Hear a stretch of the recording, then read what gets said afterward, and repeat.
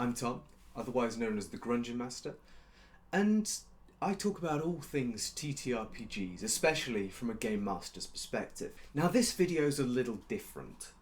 I want to share with you and demonstrate my method for creating an entire fantasy country from scratch in under an hour using just one sheet of paper. Let's get into it.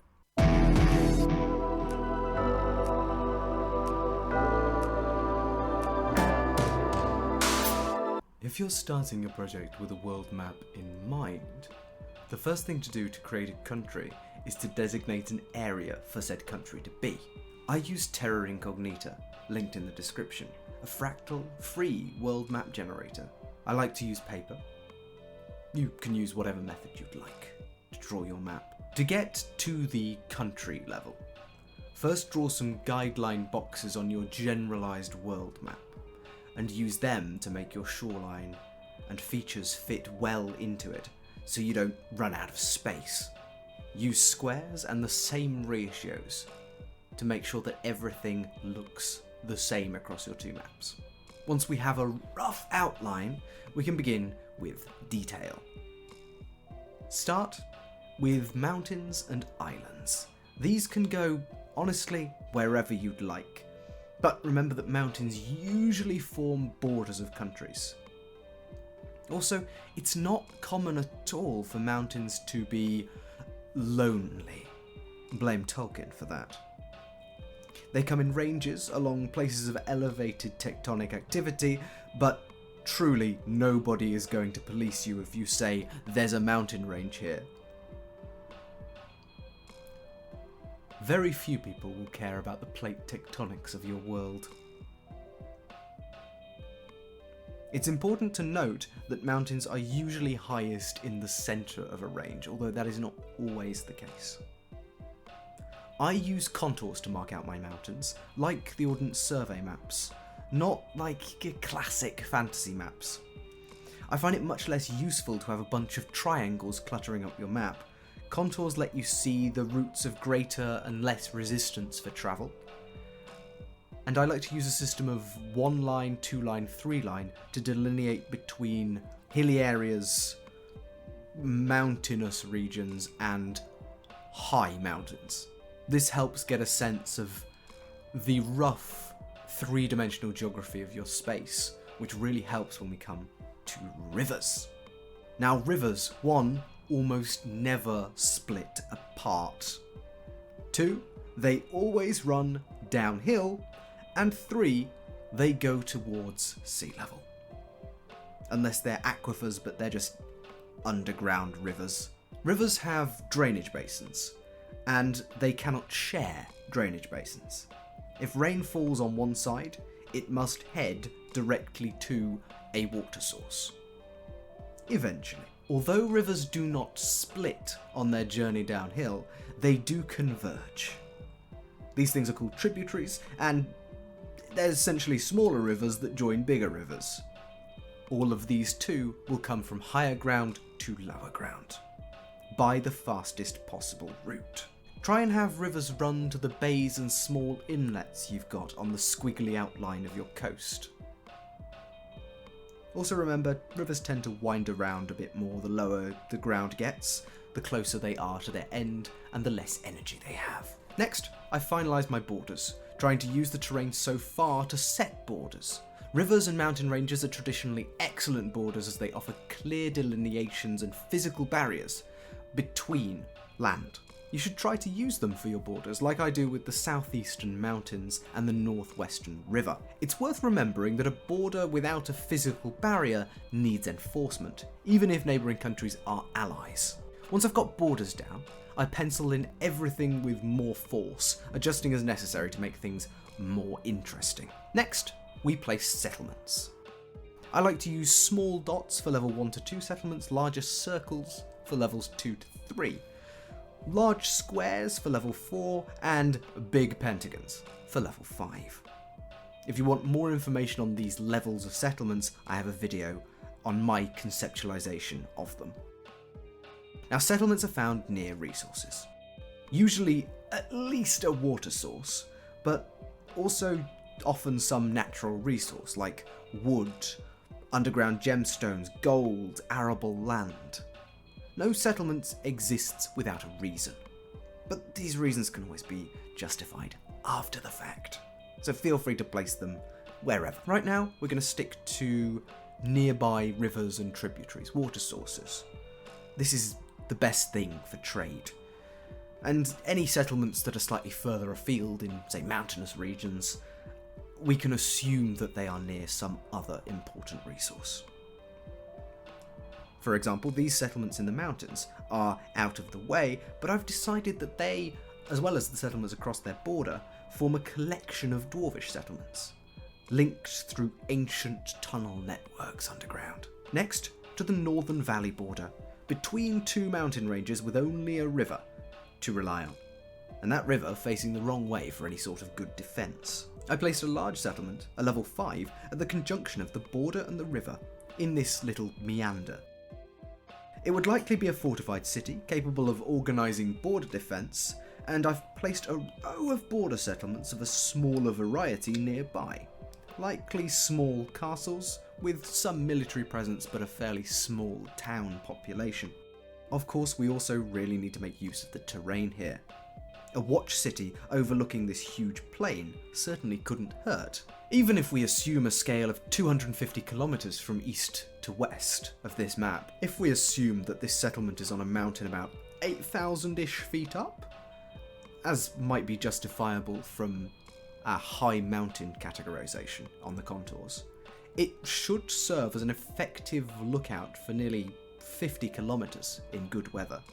Plenty to cover most of the area ahead of the border. Communication between settlements such as these may, however, be a problem, especially if one is all the way down in a valley and the other high up, perhaps hidden in a mountain.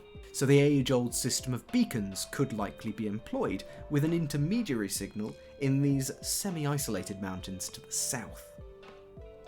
This will set up a quick communication network between the lookout city on the mountain and the walled fortress organising border defence. Next, back to some more minor settlements, near rivers and fertile land mostly. During this process I like to begin defining some natural features. I place a forest nestled in the valley between the eastern mountains. Speaking of mountains, there is an area directly to the east which looks like an easier mountain pass to traverse. The contour lines are further apart there, and it seems a little lower than the rest of its mountainous surroundings. So, as it's a border, we'll place a settlement here, probably fortified. This fleshes out the eastern regions, a mountainous barrier protecting a forested valley nestled among the foothills, with our central isolated range here being a series of connected dwarven outposts, as well as a signal system to warn the northern border of attack. Now to the southern reaches, filled with meandering rivers. It's a flatter area, and likely more fertile and agrarian. Due to this, I decided to fill this area with forest, perhaps of a jungle variety, due to the density of the slow, wide rivers, and the warmer than average climate, decided by this place's location in my existing world. If you don't have that pre-existing information, feel free to make up whatever climate you'd like. But remember that Arctic tundra and jungle rarely mix, at least in our world. Next, I fleshed out some island settlements. Food is important, fishing is effective, and islands are quite defensible. And we put a larger settlement on the mainland to connect these islands to civilization. Dotting a few settlements throughout the forest and mountains, I then moved towards what I consider to be an important population corridor, nearby the sea and between two major rivers, a trade route. With this idea, I place a collection of smaller settlements as rest stops across it, joining the two rivers. Also, adding a few more forests in the space around will really help fill up the space, as we remember that the majority of the pre-industrial world was covered in forest, before we started liking paper a bit too much. Where two rivers meet is always an effective location for a larger settlement, as trade opportunities abound, Additionally, fords and bridges are incredibly important for any overland travel, so settlements which contain them, or have them nearby, are usually more important. Next, we'll work on the northwestern region of the map. I start by placing a couple of more important settlements alongside this river border. I'm thinking this region is a little less abundant than the ones we've covered. Using our mountainous and hilly regions to split up distinct climates is always a helpful tactic for making a world feel a bit more real. I decided to create some more barren land in this region, demarcated by little triangle marks for now, and to place a larger settlement by the sea to serve as a resource hub for these otherwise less resource-rich settlements. Sketching out trade routes lightly is a great help for your thinking. It helps you ideate settlement types and their relations to each other. Finally, in this region, I decided to create a marshy area by the sea, surrounding our seafront settlement for some extra variety. As the land gets wetter through the swelling of meandering riverbanks, it transitions from dry to a little too wet. Dotting a couple of smaller settlements throughout the really quite barren lands lends believability. Perhaps there's some people out here eking out an existence. I made sure that, however, I placed them on water routes, so they can have something. I then decided that the central fertile area to the east would be probably the result of some volcanic activity, which does actually have positive effects on soil quality and fertility. So I marked the specific volcano peak and shaded this fertile land. Perhaps even this volcano once erupted some point in history, sending this northern border city into panic, thinking the beacons are lit. Perhaps this concept can help build this place's history. I'll skip over the boring parts of shading in forests. My only tip? Try to use circular strokes. It helps make the forest feel a bit more organic. Colouring the border helps make it pop, especially useful if you're dealing with multiple borders, where I would recommend trying to use different colours for different countries. The next colouring I do is along the rivers, not forgetting the tributaries.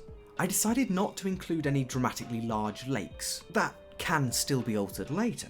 You pick an area and just lay into it with blue. Generally, with relatively mountainous and forest-dense places, your lakes won't be so huge, and besides, I just made a map filled with them.